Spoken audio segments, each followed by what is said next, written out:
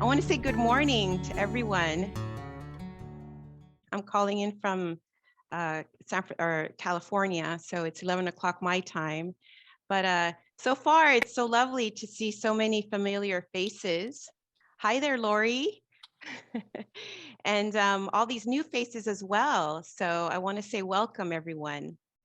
My name is Heidi Mahano, and I am the Executive Director for the Peaceful World Foundation. I'd like to invite us for a moment just to center ourselves a bit in front of this screen. Perhaps relax our shoulders a little, get comfortable, and bring our attention to take a moment to acknowledge that we're here together.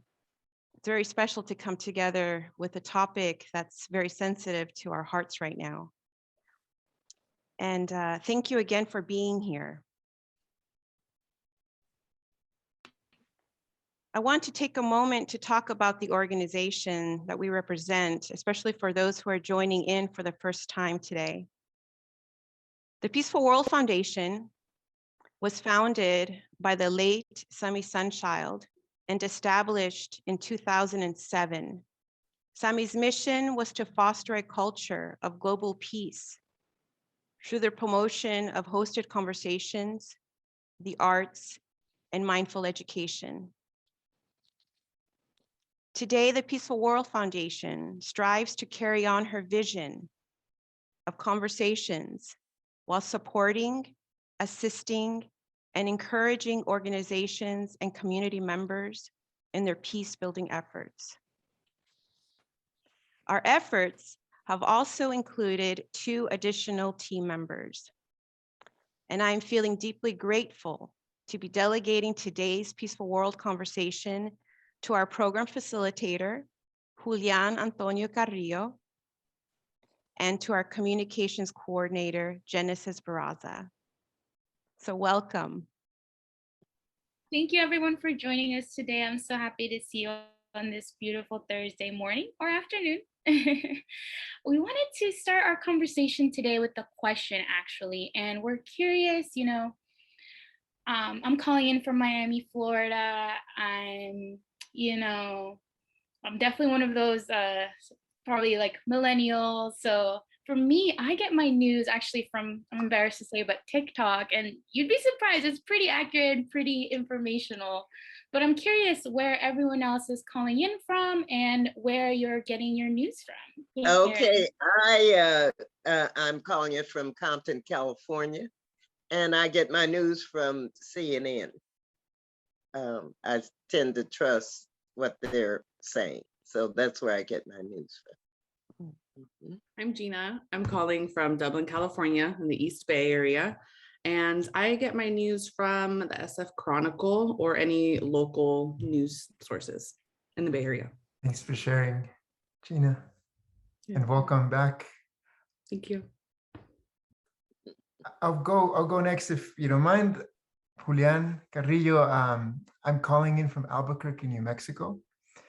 And my news mostly come from NPR in the mornings and in the news hour, the PBS news hour in the afternoons. It became kind of a ritual in a way. So my name is Heidi. I'm calling in from Petaluma, California. And when we were coming up with a question for the beginning of our conversation, one of the things I thought about to myself was I need to check in with myself before I take in the news.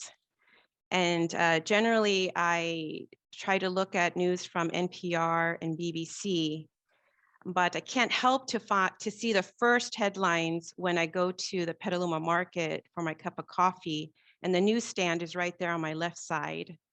So generally, first thing in the morning, I see headlines from across all newspapers, both local, national papers, and state papers. But my name is Wida. I am in Rohnert Park, right next door to Petaluma, getting ready to go back to Delaware. So I get my news in my email inbox. I get the New York Times every morning. I find that they are the most unbiased, and they give me all the headlines. And of course, Facebook, and of course, LinkedIn, and And of course, Yahoo. If I want sensationalism, I pop over to Yahoo. And but so yeah, glad to be here. My name is Katina Bishop. I live in Cachati, right here in Sonoma County, and work in Petaluma. And I get a lot of my news online. I'm a big fan of The Guardian, both the San Francisco Bay Guardian, where I once interned long ago, which is now only an online paper, but used to be a print paper. And then The Guardian UK is a place I look a lot. And I'm a big NPR fan too. I like to get some radio news. Yeah. Hi, I'm Tamara. I'm located here in Albuquerque, New Mexico. I guess I mostly get my news probably online. I haven't really been watching a lot of television, so I don't really tune into like local news or anything, but mostly online, just when I'm checking email, like MSN or Yahoo, whatever the headlines are. And then also word of mouth, people just tell me, oh, did you hear about this and this? So it's kind of my, it's where I get my news lately.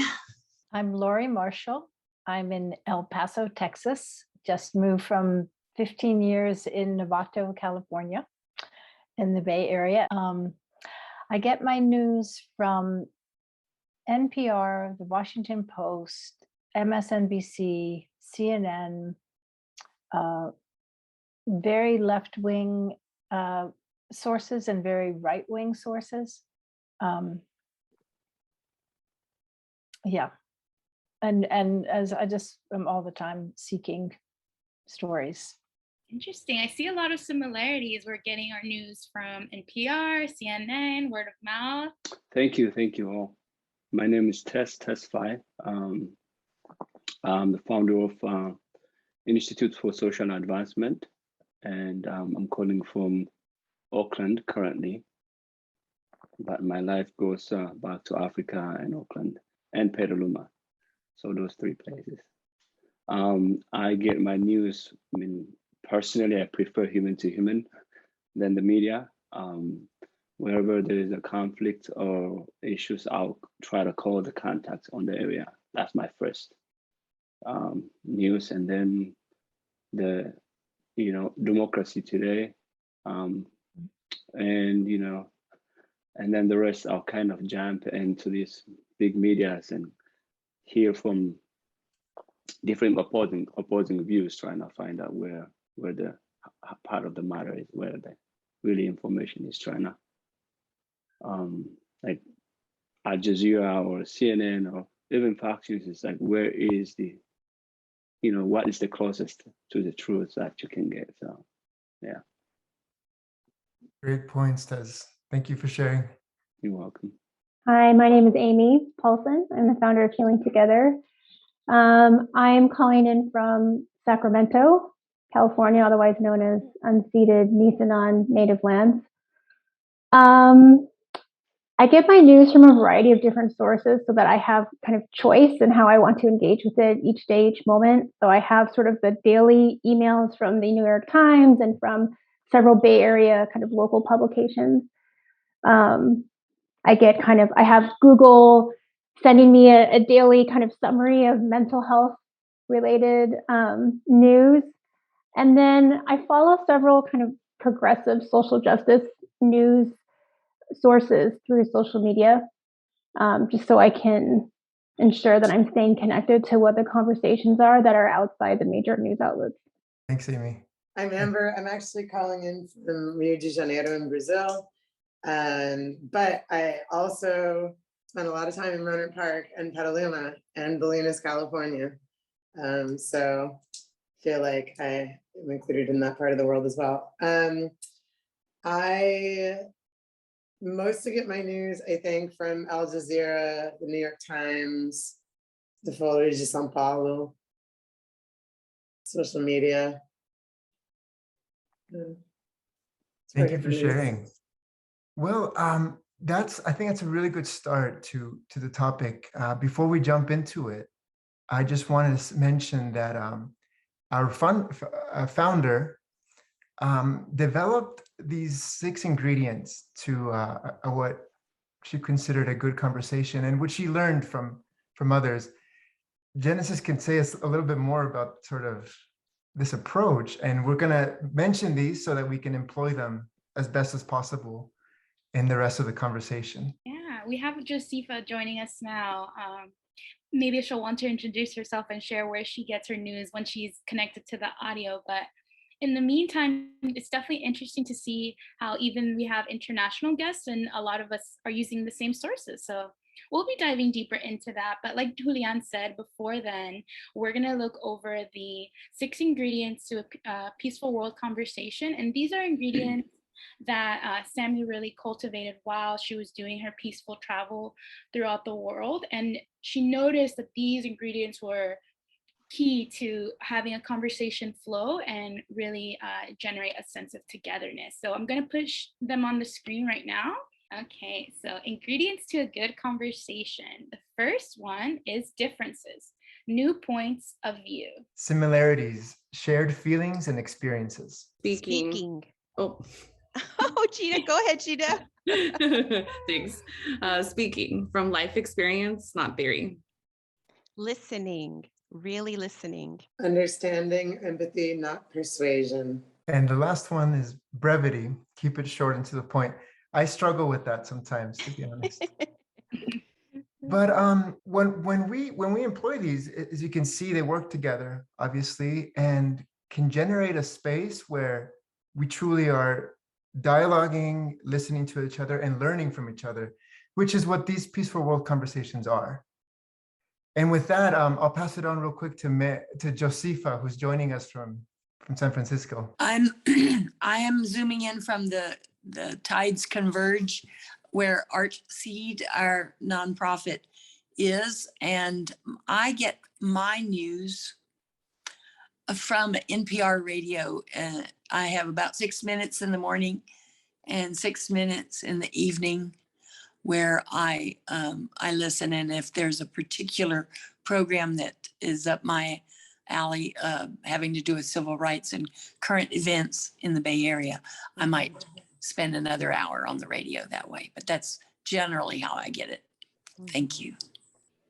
Thank you so much, Josepha. Good to see you again as Thank well. Well, this question that Genesis posed and we all went around and answered, it really ties into sort of a reflection that at the Peaceful World Foundation we were having about how do we respond to an abundance of media coverage, and how are we actually processing the news? And some of you already began to share some of that with us, which is, I think, really interesting and important to talk about, because with such catastrophic things happening daily, it can be overwhelming. But I'm curious if we can share really what do we do after we have this information? How do we take it in? How does it become part of us? And at the end of the conversation, there's also going to be some time to maybe share some resources, if we have any, for how we can engage even more. This is really a space to reflect, to learn from each other, and ultimately to share resources if we have them. So we can share them in the chat. And yeah, feel free to bring up anything you'd like.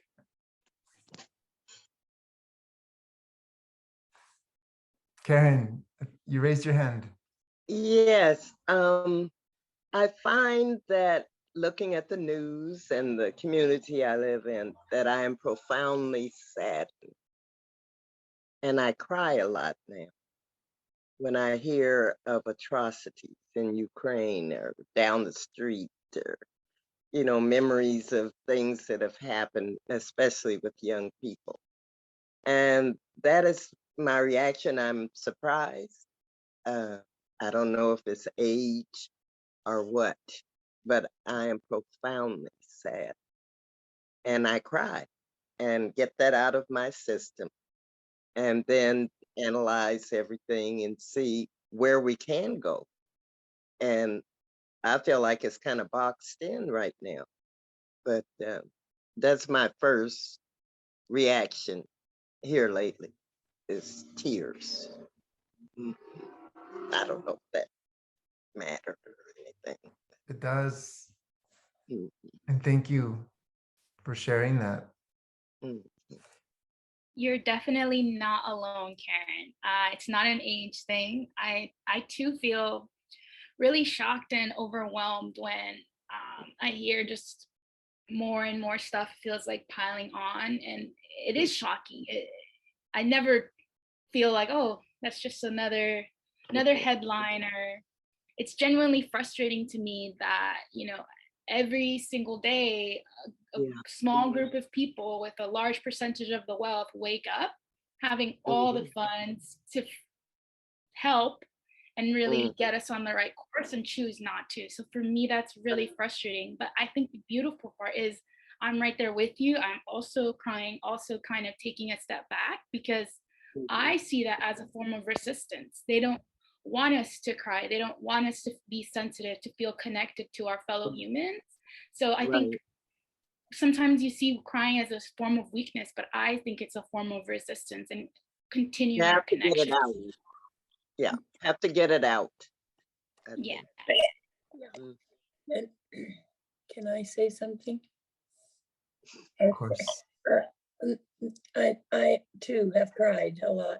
And then I get a pencil and a paper and I start making a list of things I could do. So there are a few things that have come across my radar in the last week, not just about the Ukrainians, what they're going through, but also this latest, the escalation of transit violence seems to kind of, you know, be a symptom of that frustration of wanting to do something about it, right? People just freak out and start shooting people. So there is, during open studios for artists, if you have something you'd like to donate, there is an artist out at the shipyard, and I have information on that, who is gathering artworks to support an organization, a Ukrainian organization that can get funds over there, that's here in San Francisco. So that's one thing, and I maybe could put that in the chat, but it's https://novaukraine.org. And the artist who sent the email is Tatiana Liskova. There's that one. There's also, you know, I just notice around me things going, feeling chaotic. I think both of you talked about, you know, what and how do we deal with it? And what the first thing comes to mind is really either you isolate yourself or kind of numb to it in a way it's too much, or if you're open to it, it's overwhelming. Like I had this news once, there's 160 some countries still in active violence. And the ones we really exposed is what's really put in our face versus how much of human beings in the world is being affected. And especially when you feel like there's nothing I can do about it, it's overwhelming. And personally, me, myself, growing up in an area of violence and being also affected by it, working through and losing people that I know through that, what I've learned is like, what is, like, how do we cut through those overwhelming or noise to really what matters? Julianne, you talked about action. It's like one small action that you take, really regulating yourself versus overwhelmed by it. Because if we being helpless and hopeless versus one thing, it could be one person, and how do I connect, do something about it? Like, you know, back home where there's still conflict, there's regions that students and communities that I'm connected to, like I can't even have any connection more than a year. It's like, and how do we make a really connection and be able to do one move that might change? It might be a small thing. Yes, where is that? Ethiopia. Okay. Ethiopia. But then here where I work, also inner city in Oakland, Sometimes for those young people, it's not that much different. It's the borders and the politics separated, but when you look through that noise and whatever name separates, if you break through, look at what would be the one small thing that we make or we act upon it that makes a difference in a way. And then see us, someone talked about like people with money not being able to provide for us to do the things we do. It's like, what can we do with what we have? Yeah. Very good points, Tess. Thank you. I think cutting through the noise, while it can be challenging, is a key to find what you're saying, find where you can feel that you can connect and make a difference, even if it's a small one. My way to cut to the chase is through the young people, the very young people. And if I can communicate to them what's important to them and their history and what have you, that's my part. It may be small, it's not a big thing, but I feel like I'm making a difference. You are. Amy, would you like to say, and then Lori? Well, I want to recognize that I think Lori had her hand up before I did. Thanks. That's very kind. Richard Strozzi Heckler, I have trained with your leadership embodiment, and I'm very happy to see you here. Yesterday, a dear friend and I came up with a new word. Maybe somebody else has it. It's called villaging. And villaging is the action of sharing food, dance, song, story, symbols, caring for the children, caring for the elders. And villaging is what I do to counteract the anti-villaging, the anti-life, the destruction of sacred human lives. I have been crying a lot. Every night I wake up and I feel the bombs of Ukraine, and I feel the starvation in Yemen and the starvation in Afghanistan. And self-regulating is so important, Tess. I love that you brought that up. And I also draw, and I invite other people to draw, and we are making the Ukrainian singing tree of strength and freedom. And Beautiful. another resource is uakids.today. I'll put it in the chat. It's a mother and father who have a 5 and a 7-year-old Ukrainian. They left, and they are making a place for all Ukrainian children to put their artwork on the web. And it is gorgeous, and very listening to the children's voices is so important, Karen. So yeah, I'm complete. Wow, that's such a beautiful project. Thank you for sharing, Lori. Amy, do you want to share next? Thank you. Just wanted to echo a few things that folks have shared. For me, the expression of the grief is really important.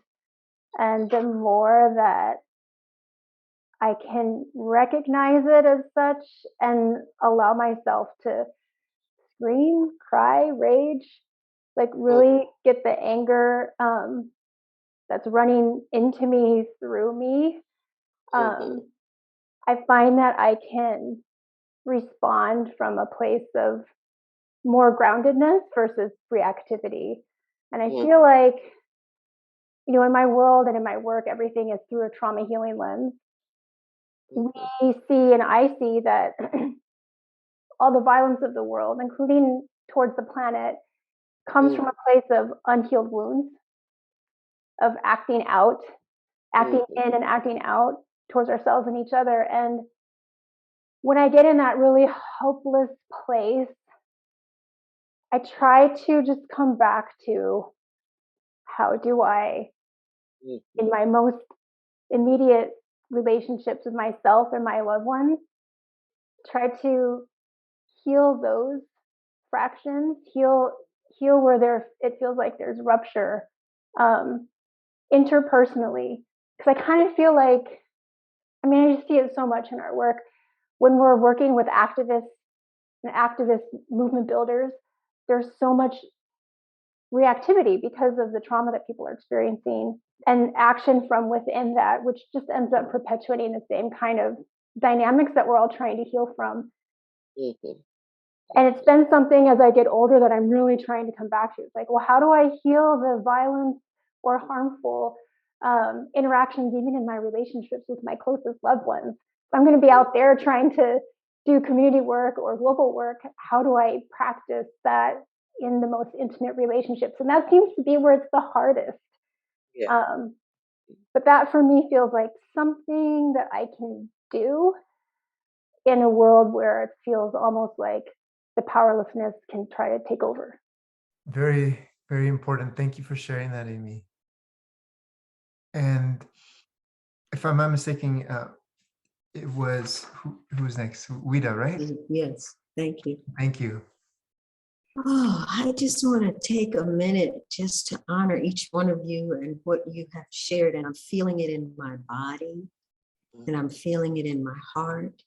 And thank you, Amy. I was going to talk about the trauma, that we are all experiencing on different levels, and the self-care, that working on myself is a constant process of bringing myself back. When I see the headlines, a few years ago, I heard a quote from Dr. Michael Beckwith. Some of you may know him. He's big in the New Thought movement and self-care, positive psychology. And he said, every headline is a prayer request. And when I saw that, I started making that my spiritual practice. And so when I get my New York Times in my email in the morning, and I don't, rarely do I read the articles, but I just read the headlines. And I stop and I say, what is my call to action? And what part can I do to be in the world, but not of the world? That's also a common saying. The crying, it's interesting, Karen, as I was listening to you talk about the crying, when I see the headlines, it brings me back into myself. Where I find myself crying is when I see acts of kindness. I mean, I will just break down and cry and sob. And I feel like perhaps that's a way of me healing whatever I have seen, but just acts of kindness. It could be the animals, it could be anyone. And so I find that is very healing. The other thing for me is I like to look at comedy. I'm very mindful about what I put in the type of comedy, mostly rom-com things. But I try to end my day with something that's light and uplifting, and then set my intention for going to sleep. So thank you. I'm complete.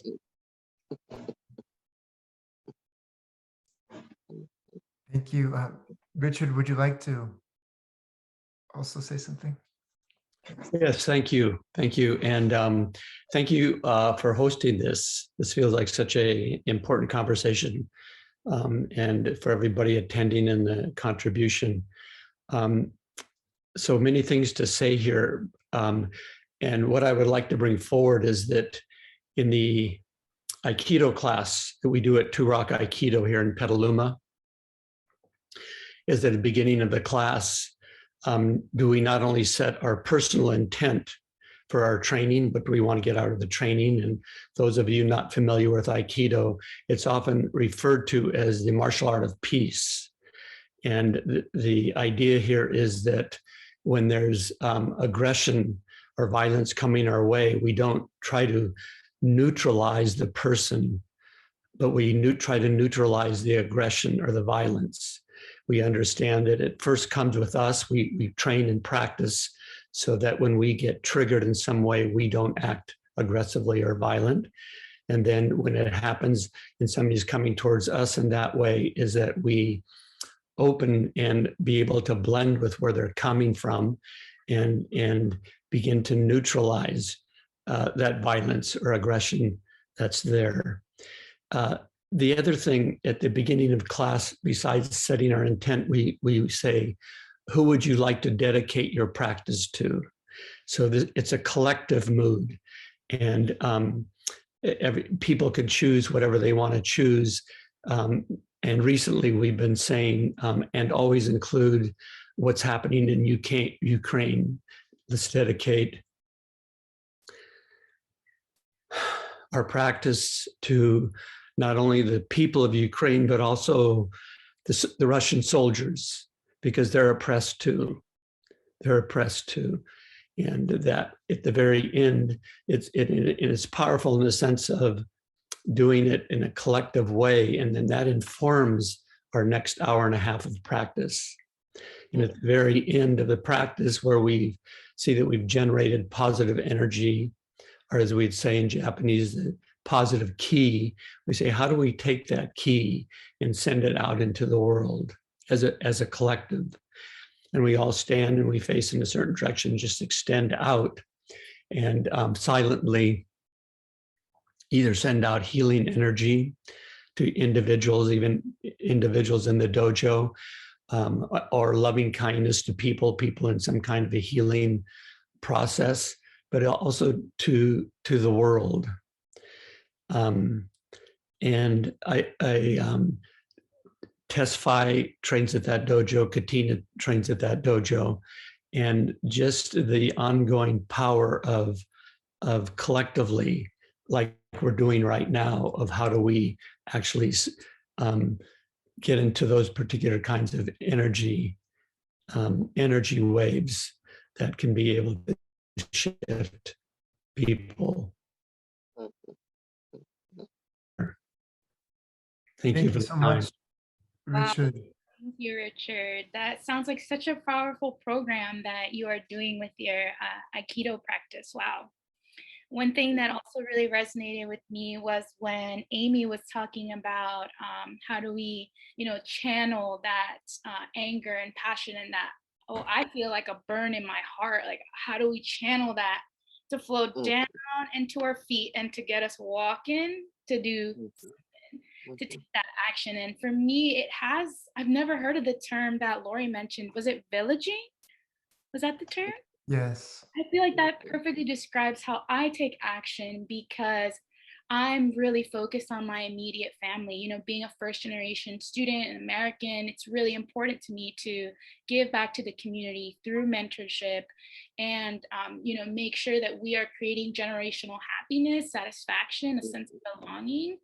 So that's a little bit about how I take action. And I know, Amber, you have your hand raised. Maybe you want to jumpstart this next question that I want to pose. I know we have a few organizations that are joining us today from the Bay Area. So I'm really curious if you want to share with just a few words how you feel your programs are taking action within the community you serve. Are any programs standing out to you or that you want to share about? I have one of those programs, and I don't want to hijack the conversation, but I was actually thinking about, in response to the first question about processing, it was in response to my work, and it actually hit on something that you said, Genesis, around generational, because I work in a generational community building program, and we're very multi-generational. And when I'm processing some of the bigger things, often what comes up first for me is not so much a sense of rage or sadness, but a pause of like, what is my positionality in what's happening? And how does that positionality inform what I'm going to do next in this community of people that I'm in? And so back to combine question one, question two, I really look at that in terms of working with young people, because we're in such a moment that I, even as a middle-aged woman, have to wonder, how am I experiencing what's happening? And how is my perspective or projection coloring what I think the conversation should be around this? And who needs to be having the conversation? And what needs to be in play for them to be able to have the conversation? And what is my role as a participant in the responsibility of a multi-generational villaging, as we stick with that theme? And so I run a program called Power of Hope. It started as a residential camp for teenagers, and it was about building an alternative community. It was about really basically building the communities that we wanted to see and bringing young people together with artists and activists and facilitators to create a different style of community. And it's grown into what we hoped. It's grown into a community that is more than our camp. And so it now embodies sort of youth leadership and healing, and really youth taking the lead on a very intense moment that they're living through. And how do we, as non-youth people, accompany that journey and while experiencing parts of that journey. So I just jammed all of the questions into my talk time. I'm gonna unmute myself. That was really good. Karen, would you like to say something? Yes. Where I am now, it's a sense of urgency. I've lived 72 years, and it seems to be nothing changes. So we have to encourage the young people. When I saw them protesting George Floyd, the whole world mourned him. So it's a sense of urgency that the information that we have for the young people must get there, or we're going to keep repeating the same thing. And that's a global thing. It ends with the youth, I think.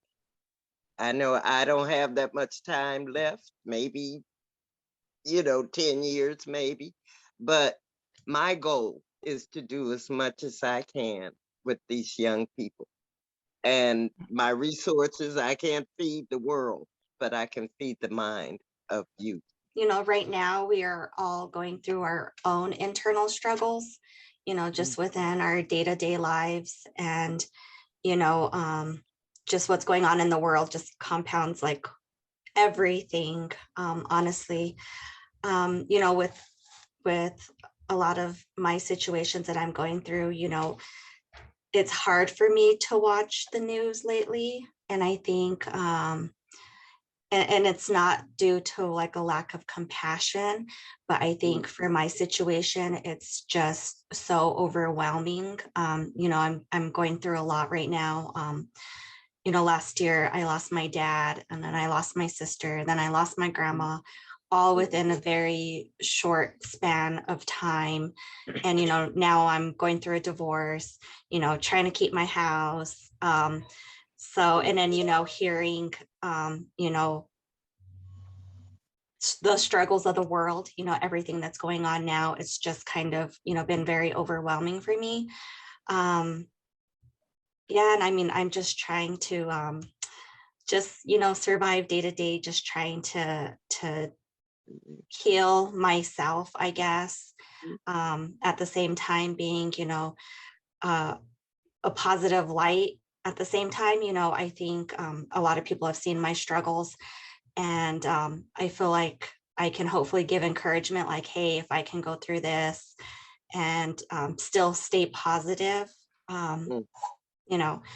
it's been hard, but I mean, like I said, I get most of my news, from just checking email or whatever, or just having those conversations with other people. Yeah, and then, I mean, it does hit home sometimes. I work in a clinic, and we have one of our students, he's from Ukraine, and he has 6 cousins currently fighting. So, I mean, when you hear stories like that, I mean, you definitely feel that deep sense of compassion. And, I just talking to him, and I mean, it does make it very real, I think, when you hear someone's story. But yeah, I mean, it's kind of what I'm going through right now. Thank you for sharing, Tamara. We see you, and we are so proud of the work that you're doing on yourself. And Thanks. Okay, let me just mention that the other thing we're doing here at Strozzi Institute and Institute for Social Advancement and Aikido is that, in the early aughts, I took 3 trips to Afghanistan, and I was asked to help consult with NATO about how we can bring more peace there. So I made a lot of contacts. And now one of the things that we're involved in is helping those that need to move out of the country to come here. And so it's full of really a lot of hope and possibility because it's happening. If one thing works this week, we'll have another 20 people that will be able to come. And at the same time, there's a lot of heartbreak in that, but we're working with that population so that possibly decrease the suffering and really right place people where they should be. Beautiful. I just would like to share that as we experience compounded trauma on our planet with the climate crisis, with the displacement of people, and with the lack of peace literacy that we see resulting in such suffering, that we need to be able to grieve together quickly, efficiently, beautifully, and collaboratively. And the organization that I founded, Unity Through Creativity, that's what we do with collaborative art, where people can share stories and make a shared symbol of what they're grieving. And I so appreciate the support of the Peaceful World Foundation. Yeah. That's extremely hopeful. Yeah, thank you. Thank you. Wanted to share, mentioned earlier, and a few people mentioned about really the work that's being done with young people. One thing I wanted to share what we've been doing in like 5 African countries in the Horn of Africa, which historically is torn really violence and war is part of that, is really bringing not just only working with young people, and we're bringing young people and using the arts like music, theater, dance, sports, and bringing them together really from all these conflict areas, Somalis, Kenya, Tanzania, Eritrea, Ethiopia, and bring them together, but also work with the elders who have the wisdom of leading, like one elder more than 20 million people. How do we work really with young people, but elders who guide traditionally to be able to bring really peace into the communities? Is like those two sides of it, and be able to, how do we make that possible? Because of young people who are not participating into this kind of work, the other alternative is violence. Those are the ones who become soldiers. Those are the ones who would call terrorists. It's like, how do we educate and work? And we had done big workshops and ceremonies with elders and young people from all countries and all part of the conflict area. Now we build a center in Ethiopia where these gatherings be possible moving forward. Just that's our work, and that includes what we're doing here in Auckland as well, and in New York City. Thank you. Karen, would you like to add something? Yes, I talked about my emotions, but I wanted to ask your participants if they would like to know more about what I do, which is I'm a folk artist and I created a museum. And if you would Google Karen Collins, African American Miniature Museum, you'll find out a lot about me. I'm not only an artist, but I am also an activist on many levels. So it's not enough time for me to get started because I love your work. Oh my God. I didn't realize you've that was seen you. it. Oh That's yes. Karen. Oh my God. Through Heidi, I saw your work. Oh, So, okay. Okay. Yeah. Thank you. thank you. No, thank you for sharing that, and everyone else's, who you are and your community and your work. Thank Part you. of the goal of this conversations is really to create a community of learning, of engagement, and of support. And so we're really glad, Karen, that you're here. I just want to say, I'm real glad quick- I'm here. I just want to say that this wisdom that you all have shared, and we really thank you. Every single one of you shared so much, will make its way into a blog entry. I've been taking notes, we recorded for that reason. And so this can hopefully also inspire others, right? And continue to inspire. Real quick, I'll just remind everyone, in case those folks who don't know, Artseed, the organization I founded 22 years ago, last year received a very helpful grant from the Peaceful World Foundation. Not only that, they put up some artwork of Sami Sunchild in our exhibition that's been up since summer. We've had an evolving exhibition that's been up since summer of 2020 in the Presidio. So in something that we didn't mention at the beginning is that originally these conversations took place in person, over coffee, over food. And you can imagine what that must have been like. I feel the same sort of connectedness though in this group right now, and we greatly appreciate it. We want to be mindful of time. So I'll pass it on to Genesis and Heidi for the last words. But thank you from the bottom of my heart. Thank you, Julian. I wanted to end this conversation with some of the artwork that you see behind me. These are the original pieces from our founder, Sami Sunchild, which is Tamara's grandmother. And the one that I was really interested was the scroll here. Sami left behind about 52 scrolls. And I have in the collection about 139 pieces of artwork that has survived over the decades. But I found this scroll very interesting. She had this fascination with mirrors. And this is one of her books here that was in the archives. And the mirror here, what it says, I had to write this down. It's titled The Keeper, and it was made in 1979. And it reads, "The keeper and shaper of language and consciousness." And I thought that was really fitting for the conversation that we were having today. I'll read it again. The keeper and shaper of language and consciousness. And this piece over here, she made in the early 80s. She loved the peace sign. And to her, the peace symbol was just a way to get people conversating about peace and the symbol. Where did it come from? And here we are today, nearly 40 years later. So thank you. It's been very fruitful hearing everyone's stories and experiences with their own lives and how we respond to what's happening on a global scale. Thank you. Thank you. Thank you. Thank you. Thank you, everyone. Thank you. Thank you so much. Before we go, I just want to say, Tess, we have Amber asking in the chat what organization you're with. Do you want to write back to them? Sure.